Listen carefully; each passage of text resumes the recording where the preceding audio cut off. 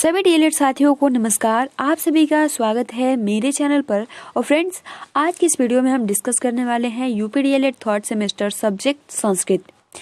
और फ्रेंड्स, जो संस्कृत सब्जेक्ट होता है 25 नंबर का होता है, जिसमें से 12 नंबर लाना अनिवार्य होता है। और देखिए गाइज, आज से ही हम संस्कृत की क्लासेस स्टार्ट कर रहे हैं, ठीक है।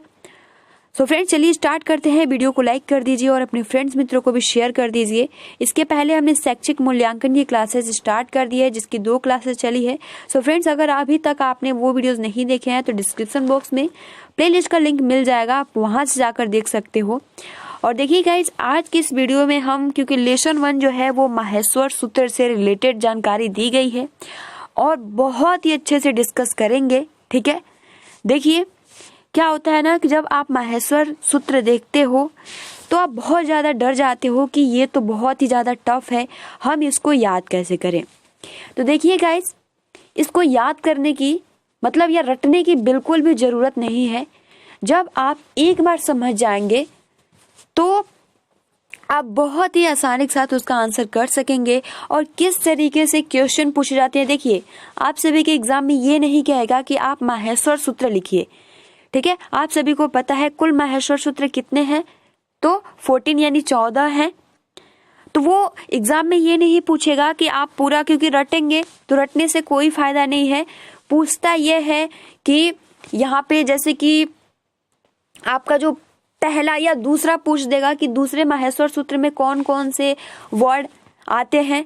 तो अगर आप रटे रहेंगे, बिल्कुल कंफर्म रहेगा, तब तो आप बता देंगे। लेकिन वो अक्षर या नंबर वाइज भी वो पूछ लेता है, ठीक है। अच प्रत्याहार में कौन कौन से वर्ड या कितने वर्ड हैं, हल में क्या होता है, तो ये इसकी नॉलेज आप सभी को होनी चाहिए और बहुत ही अच्छे से हम लोग डिस्कस करेंगे। सो फ्रेंड्स, चलिए स्टार्ट करते हैं, ठीक है। क्योंकि जब आप संस्कृत स्टार्ट करेंगे तो उसमें सबसे ज्यादा जो रोल होता है वो माहेश्वर सूत्र का होता है, ठीक है। देखिए इस लेसन में आप सभी को क्या क्या जानकारी होगी, क्योंकि माहेश्वर सूत्र से रिलेटेड भी और जानकारी आप सभी को मिल जाएंगी। जैसे कि पहला उद्देश्य कि संस्कृत के वर्ड से परिचित कराना, ठीक है। संस्कृत में कुल कितने स्वर हैं, आप इसका आंसर कमेंट्स बॉक्स में कर सकते हो। हिंदी में आपने पढ़ा होगा, लेकिन संस्कृत में कितने स्वर हैं, आप इसका आंसर कर सकते हैं। दूसरा जो हमारा उद्देश्य है कि ध्वनियों के लिखित रूप की समझ विकसित करना, स्वर और व्यंजन के अंतर को पहचानने में समर्थ बनाना, ध्वनियों के उच्चारण स्थान से उनके निश्चित स्थान की समझ विकसित करना, संस्कृत में उच्चारण स्थान के कौशलों को विकसित करना। तो ये कुल 5 उद्देश्य है। आपने हिंदी में भी पढ़ा होगा कि ध्वनि जो होती है भाषा की क्या होती है, सबसे छोटी इकाई होती है। तो यहाँ पर बोला है, क्योंकि लेसन 1 में इससे क्वेश्चन पूछा हुआ है, तो इसकी भी जानकारी आप सभी को होनी चाहिए। तो ध्वनि भाषा की सबसे छोटी इकाई है। यह इतनी छोटी इकाई है कि इसका कोई खंड नहीं हो सकता। यानी जो ध्वनि होता है ना, सबसे छोटी इकाई है, हम इसको अलग अलग नहीं कर सकते। व्यक्ति जब वाणी द्वारा क, ख या अ, आ का उच्चारण करता है तो जो कुछ हम कान से सुनते हैं वही क्या है, ध्वनि है। क का खंड हो सकता है। क का खंड कैसे हो सकता है, जैसे क है तो ये किससे मिलकर बना है, तो ये क हलंत प्लस अ को मिलाकर पूरे क का निर्माण हुआ है, तब जाकर हमारा व्यंजन तैयार हुआ है। तो हम क का तो खंडन कर सकते हैं, लेकिन यहाँ पर जो क हलंत है या जो अ है, हम इसका खंडन नहीं कर सकते, ठीक है। यानी जैसे हमने क बोला, जो आपने सुना उसी को हम क्या बोलते हैं, ध्वनि कहते हैं, ठीक है। जो क हलंत है ये क्या है, तो वर्ड है, और जो ये क है ये क्या है, आपका अक्षर है। यानी जब 2 वर्ड आपस में मिलते हैं, देखिए जब मैंने क हलंत प्लस अ को मिलाया तो पूरा क बना, तो उसे हम क्या बोलते हैं, अक्षर। और केवल क हलंत प्लस अ है तो उसको हम क्या बोलेंगे, वर्ड। ये बहुत ही ज्यादा मोस्ट इम्पोर्टेंट, ठीक है, आप इसको याद रख लीजिएगा। तो यहाँ पे यही कह रहा है कि क का तो खंड हो सकता है, जैसे क हलंत प्लस अ का खंड नहीं हो सकता। ध्वनि और वर्ड भाषा की एक ही इकाई के 2 नाम है, यानी ध्वनि और वर्ड, ठीक है, एक ही भाषा के दो नाम हैं, दोनों में सिर्फ थोड़ा सा अंतर है, ध्वनि केवल बोलने और सुनने में आती है, यानी हम उसको देख नहीं सकते हैं, लेकिन जो वर्ड होता है हम उसको देख सकते हैं, लिख सकते हैं, पढ़ सकते हैं। ठीक है, उसके बाद देखिए, वाणी द्वारा व्यक्त ध्वनियों के प्रतीक या चिन्ह को वर्ण कहते हैं। ठीक है, यानी जो आप बोलते हैं, यानी जो बोलते हैं उनके द्वारा, और ध्वनियों के प्रतीक या चिन्ह को हम क्या बोलते हैं, वर्ड कहते हैं। जैसे यहाँ पर अ क्या है, यह एक वर्ड है। इन ध्वनियों के लिए एक एक वर्ड निर्धारित है। वर्ड में जब स्वर जुड़ जाता है, देखिए मैंने जस्ट अभी ऊपर बताया था, जैसे क हलंत प्लस अ का उदाहरण लिया था तो अक्षर बन जाता है। तो यहाँ पर यही कहा जा रहा है कि वर्ड में जब स्वर जुड़ जाता है तब वह अक्षर कहलाता है। सभी स्वर वर्ड भी है और अक्षर भी है। ठीक है, यानी क हलंत, ख हलंत, ये क्या है, वर्ड है। और जब हम क हलंत यानी जब वर्ड में एक स्वर को मिलाते हैं तब जाकर हमारा अक्षर तैयार होता है। ठीक है, तो वर्ड केवल एक ध्वनि का सूचक है, जैसे क हलंत ख, किंतु अक्षर में एक या एक से अधिक ध्वनियां होती हैं। ठीक है, वर्ड अक्षर तभी बन सकता है जब उसमें एक स्वर जुड़ जाता है। जैसे हमने एक वर्ड को मिलाया, जैसे क हलंत, ये क्या है, एक वर्ड है, प्लस अ क्या है, एक स्वर है, और जब इन दोनों का मेल हुआ तब जाकर हमारा अक्षर तैयार हुआ, जिसे हम सिंपल कह सकते हैं क। तो ये मोस्ट इम्पोर्टेंट है, बस इतना ही आप सभी को कि भाषा की सबसे छोटी इकाई ध्वनि है। ध्वनि को हम देख नहीं सकते, केवल सुन सकते हैं, बोल सकते हैं, जबकि वर्ड को हम लिख सकते हैं, पढ़ सकते हैं, ठीक है, देख सकते हैं। अब देखिए फ्रेंड्स, यहाँ पर ध्वनियों को दो भागों में बांटा गया है या बांटा जा सकता है, जो कि आपने हिंदी में पढ़ा भी है, बहुत इजी है। एक तो होता है स्वर, दूसरा होता है व्यंजन। स्वर की परिभाषा क्या होता है, तो स्वर और व्यंजनों के सम्मिलित समूह को ही हम क्या बोलते हैं, वर्णमाला कहते हैं। और जो स्वर होता है वो स्वतंत्र होता है, इनके उच्चारण में किसी और वर्ड से यानी सहायता नहीं लेनी पड़ती है। ठीक है, जैसे अ है तो इसमें कोई भी वर्ड नहीं है ना, लेकिन यहाँ पर जैसे ख, तो ख हलंत प्लस अ को मिलाकर हमारा पूरे ख का, यानी हमने वर्ड का, यानी हम सिंपल कह सकते हैं हम स्वर की सहायता ले रहे हैं, तब जाके हमारा व्यंजन तैयार हो रहा है। तो इस तरीके से, किंतु व्यंजन बिना स्वरों की सहायता से उच्चारित नहीं होता। ठीक है, तो ये तो कुल आपको ध्वनि के बारे में, ध्वनियों को कितने भागों में बांटा गया है, वर्ड क्या होता है, अक्षर क्या होता है, इसके बारे में हमने थोड़ा थोड़ा सा जानकारी दिया। बहुत ज़्यादा ये टफ नहीं है, आप सभी को पहले भी पता होगा। अब हम लोग चलते हैं माहेश्वर सूत्र। देखिए हमने नोट्स इसलिए नहीं बनाया क्योंकि इसमें बहुत ही अच्छे से दिया है और इसमें आप सभी को आसानी से समझ में भी आ जाएगा।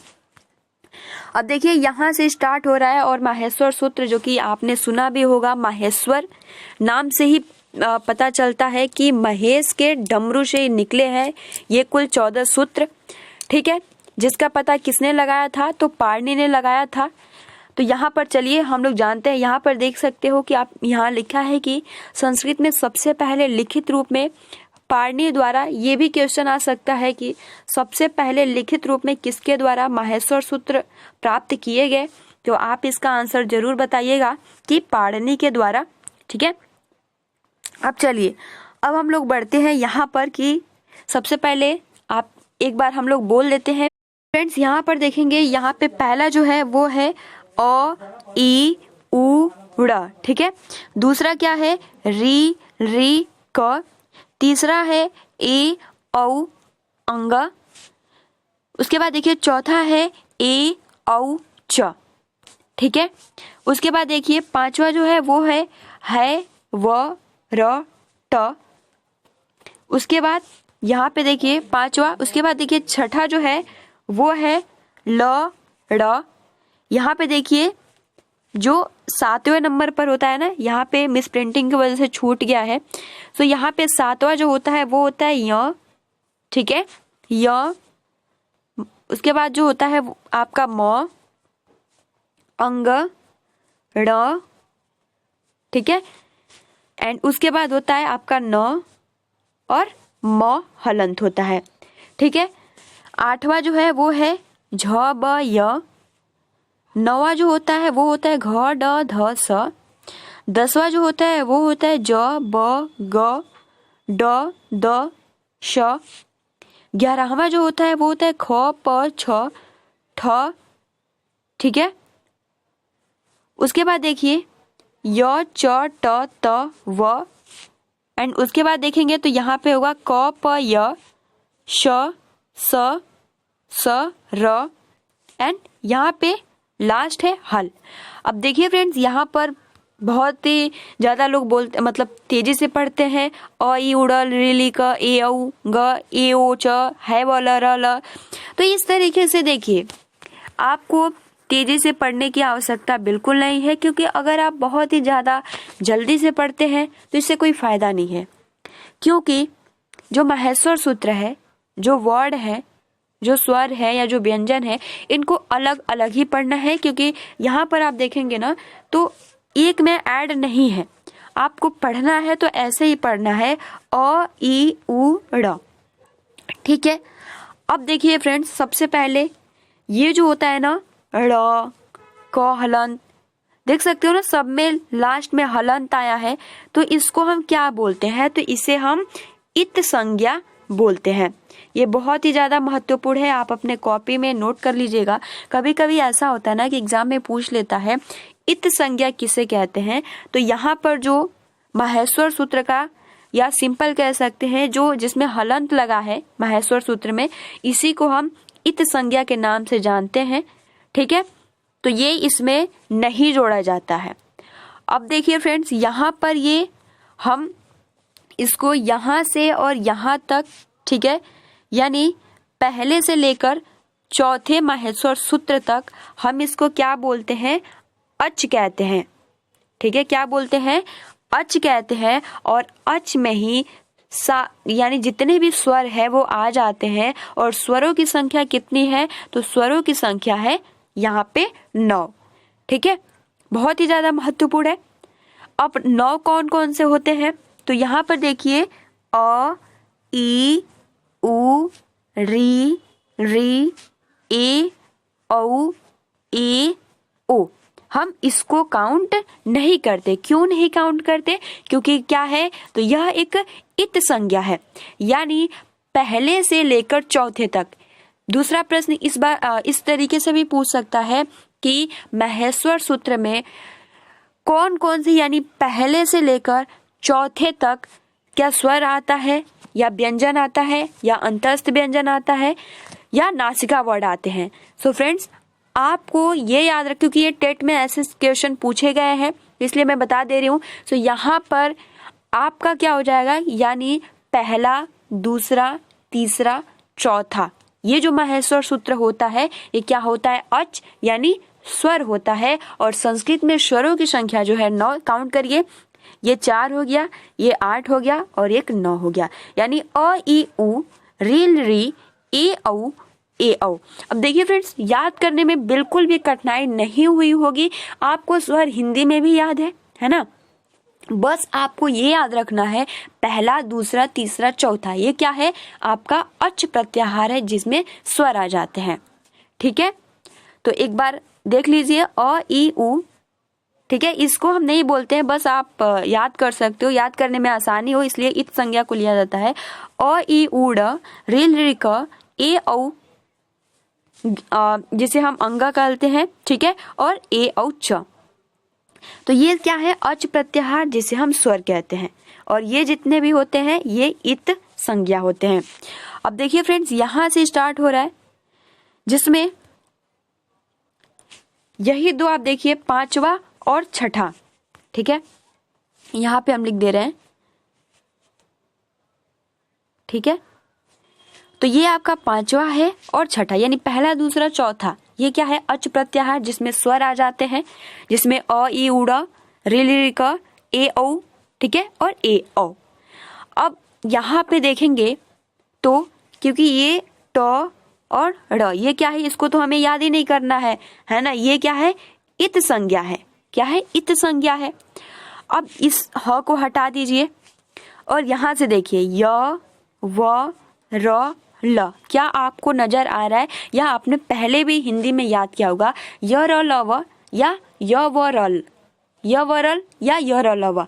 क्या कहते हैं, ये कौन सा व्यंजन है? तो यह अंतस्थ व्यंजन है। जी हाँ फ्रेंड्स, बिल्कुल सही, यह अंतस्थ व्यंजन। तो सिंपल आप याद रख सकते हो कि जो माहेश्वर सूत्र है पांचवा, माहेश्वर सूत्र छठा, ये क्या है? अंतस्थ व्यंजन, जिसमें ह, ठीक है, ह, य, व, ठीक है, र, ल, ये क्या है? आपका ह छोड़कर ये जितने भी आपके होते हैं य, व, र, ल, तो ये क्या होते हैं? अंतस्थ व्यंजन। ठीक है, तो ये बहुत ही ज्यादा महत्वपूर्ण है और आसानी के साथ याद भी हो जाएगा, कोई डिफिकल्टी भी नहीं होगा। तो चौथे तक हमने देखा स्वर, जिसे हम अच प्रत्याहार। पांचवा छठा, ये क्या है? अंतस्थ व्यंजन, यानी यहाँ से आपका जो स्टार्ट होता है ना, पांचवे से ह से लेकर ल तक कुल व्यंजन आ जाते हैं, जो कि व्यंजनों की संख्या कितनी है? तो 33 है। ठीक है, तो पांचवा और छठा ये क्या है? अंतस्थ व्यंजन, जिसमें आ जाते हैं और बहुत ही आसानी के साथ याद भी हो जाएगा। पांचवा माहेश्वर सूत्र क्या है? तो ह, य, व, र, ट। छठा क्या है? तो ल, ड़। 6 तक याद हो गया और आप सभी को पता भी नहीं चला। अब देखिए सातवां, जो कि मैं लिख देती हूँ यहाँ पर क्योंकि छूट गया है। तो यहाँ पर देखिए सातवां जो हो जाएगा वो हो जाएगा य, ठीक है, उसके बाद हो जाएगा म, उसके बाद हो जाएगा यहाँ पे अंग, उसके बाद ड, एंड उसके बाद हो जाएगा न, एंड उसके बाद हो जाएगा म हलन। अब खुद एक बार देखिए फ्रेंड्स, ये जो सातवां माहेश्वर सूत्र है ना, जब आप देखेंगे, ठीक है, तो यहाँ पर देखेंगे य, म, य या न्य, इसको हम पढ़ते हैं या अंग पढ़ते हैं या सिंपल न्य। ठीक है, य, म, न्य, ड़, न और मोहलन। तो ये तो इत संज्ञा हो गया। लेकिन जब आप इसको देखते हैं, तो जैसे कि मैं आप सभी को बता दूं कि आपने हिंदी में पढ़ा होगा क वर्ग, प वर्ग, क वर्ग, च वर्ग, ट वर्ग, त वर्ग, प वर्ग। कुल कितने वर्ग होते हैं? 5 वर्ग होते हैं। उसमें आप सभी को लास्ट वाला पॉइंट यानी आप सिंपल कह सकते, जैसे कि यहाँ पे हमने क लिखा, ख लिखा, ठीक है, ग लिखा, घ लिखा, और यहाँ पे जिसे हम न्य या अंग भी बोलते हैं। ठीक है, उसके बाद देखिए हम यहाँ पे दूसरा जो आपका स्टार्ट हो जाता है च, ठीक है, छ, एंड उसके बाद क्या होता है? ज, ठीक है, उसके बाद झ, उसके बाद क्या हो जाता है? य, ठीक है। तीसरा वर्ड क्या होता है? तो आपका ट वर्ग आ जाता है, उसके बाद त वर्ग, उसके बाद प। ठीक है, आपको याद भी होगा। तो यहाँ पर ये जो 5वां वर्ड होता है ना, बस अब देखिए फ्रेंड्स, अब बहुत ही आसानी के साथ यहाँ से 7वां वर्ड जो होता है सिर्फ और सिर्फ वही आप सभी को, यानी अगर आपको यानी हिंदी में पंचम वर्ड, जिसे हम नासिका वर्ड भी कहते हैं, अगर आपको पता होगा तो आप बहुत ही आसानी के साथ बता सकते हैं। य, म, न्य, ड, न। ठीक है, ये क्या है? नासिका वर्ड, यानी सिंपल। देखिए एग्जाम में पूछ लेता है कभी कभी कि माहेश्वर सूत्र में जो 7वां होता है उसमें कौन कौन से वर्ड आते हैं। तो क्योंकि आप सभी को पता है कि जितने भी नासिका वर्ड होते हैं 5वां अक्षर, पंचम अक्षर से सिंपल आप कह सकते हो कि माहेश्वर सूत्र में जो आते हैं वर्ड, वो कौन कौन से वर्ड आते हैं? तो पंचम अक्षर, जिसे हम नासिका वर्ड, जो नासिका से उच्चारित होती है। ठीक है, तो 1 से 4 तक स्वर आ जाते हैं। ठीक है, उसके बाद 5 से 6 तक अंतस्थ व्यंजन आ जाता है, एंड उसके बाद जो आपका 5 से 6 और 7वां जो आ जाता है वो नासिका वर्ड आ जाता है, जिसे हम पंचम अक्षर भी कह सकते हैं। अब देखिए गाइज, यहाँ पर 7वें माहेश्वर सूत्र तक आप सभी को बहुत ही आसानी के साथ याद हो गया होगा। अब हम लोग बढ़ते हैं यहाँ पे 8वें और 9वें, जो कि आप सभी को 8वें और 9वें माहेश्वर सूत्र में देखने को मिलता है घ, ढ, ध, स। 9वां जो माहेश्वर सूत्र होता है जिसमें आता है ज, ब, ग, ड, द, स। तो ये तो सारे क्या हो गए? इत संज्ञा हो गए। अब देखिए गाइस, यहाँ पर जो ये घ, ढ, ध, ज, ब, ग, ड, ये कौन से वर्ड में आते हैं? तो सिंपल देखिए, मैं यहाँ पर लिख के भी बता देती हूँ, और जिसका आंसर या आप बहुत ही आसानी के साथ आप इसको याद कर सकते हैं। सबसे पहले हम क वर्ड लिखते हैं, जिसमें आपका क, ख, ग, घ, और यहाँ पे पांचवा जो कि कौन सा है, सातवें में आ जाता है। तो यहाँ पर देखिए, यहाँ पर चौथा वर्ण है घ, तो यहाँ भी घ आया। ठीक है, अब हम दूसरा लिखते हैं जो कि आपका स्टार्ट होता है च। ठीक है, छ, ज, झ। ठीक है, तो यहाँ पर देखिए, यहाँ पर चौथे में झ भी आया और इसमें भी आपका झ आया। ठीक है, तो इस तरीके से आप यहाँ पर देखेंगे ना कि जो आपका क वर्ग, च वर्ग, ट वर्ग, त वर्ग और प वर्ग के जितने भी चौथे वर्ड होते हैं, यानी जो चतुर्थ, ठीक है, ये जितने भी चतुर्थ वर्ड होते हैं केवल और केवल इसमें यही आए हैं। ठीक है, तो सिंपल आप याद कर सकते हो कि माहेश्वर सूत्र में जो आपका 8वां और 9वां है ये क्या है, चतुर्थ वर्ड इसमें आ जाते हैं। तो झ, ब, य, घ, ढ, ध, स। ठीक है, अब चलिए हम आगे बढ़ते हैं जो कि हम जानेंगे यहाँ पर माहेश्वर सूत्र 10वां, जिसमें क्या क्या आ जाता है। तो ज, ब, ग, ड, द, स। तो ये तो आपका इत संज्ञा हो गया। अब देखिए फ्रेंड्स, यहाँ पर क, ख, ग, तो यहाँ पर देखिए ग तीसरा वर्ड आ गया। पांचवा क्या था, जितने भी पांचवें अक्षर थे वो क्या था, आपका 7वां माहेश्वर सूत्र था। चौथा जो जितने भी वर्ड आए गए वो क्या थे, 8वें और 9वें। और 10वें में आप देख सकेंगे ना कि जितने भी क वर्ग, ट वर्ग, च वर्ग के जो तीसरे वर्ड होते हैं वो आपके 10वें माहेश्वर सूत्र में शामिल किया गया है। तो यहाँ क वर्ग का तीसरा वर्ड आपको ग देखने को मिलेगा। ठीक है, यहाँ पर अगर हम बात करें च वर्ग का जो आपको मिलेगा वो यहाँ पे ज, ये तीसरा वर्ड होता है। उसी प्रकार से आपको ट वर्ग का कौन सा मिल जाएगा, तो यहाँ पे न्य यानी अंग जिसे हम कहते हैं। उसके बाद से देखिए यहाँ पर त वर्ग का आपको यहाँ पे द देखने को मिल जाएगा और प वर्ग का यहाँ पे ब। यानी सिंपल ये आप याद कर सकते हैं कि यह तीसरे वर्ड आ जाते हैं किसमें, तो 10वें माहेश्वर सूत्र में। ठीक है, उसके बाद देखिए फ्रेंड्स, यहाँ पर ख, फ, छ, ठ। ठीक है, यहाँ पर देखेंगे ख, फ, छ, ठ, ये क्या है, तो ये जो है आपके यहाँ पे ये दूसरे वर्ड पे आते हैं, जैसे क, ख दूसरा वर्ड। ठीक है, उसके बाद देखिए यहाँ पे क्योंकि प और फ दूसरा वर्ड, च, छ। ठीक है, ट, ठ। तो यहाँ पर आप देख सकेंगे जितने भी जो 11वां माहेश्वर सूत्र होता है उसमें दूसरे वर्ड केवल और केवल कुछ नहीं करना है, उल्टा अगर आप याद कर लेंगे ना तो बहुत ईजी है, बहुत ईजी। और आप कभी भी अगर माहेश्वर सूत्र से रिलेटेड कोई भी क्वेश्चन चाहे कैसे भी घुमा कर पूछे, आप बहुत ही आसानी के साथ आंसर कर सकेंगे। तो 11वें माहेश्वर सूत्र में आपका दूसरा वर्ड आ जाता है।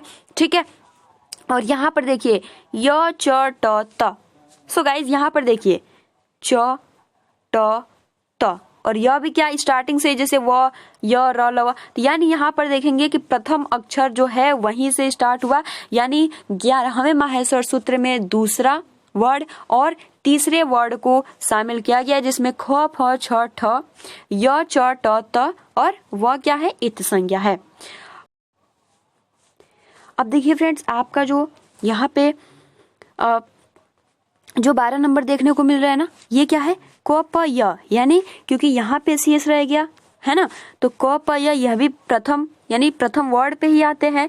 उसके बाद देखिए यहाँ पर जो आपका 13 और 14 है ये उष्म वर्ड है, जो कि आप सभी को पता भी होगा। ठीक है, जिस तरीके से 5वां और 6वां अंतस्थ व्यंजन, 7वां क्या है, पंचम वर्ड। ठीक है, 8वां और 9वां क्या है, तृतीय।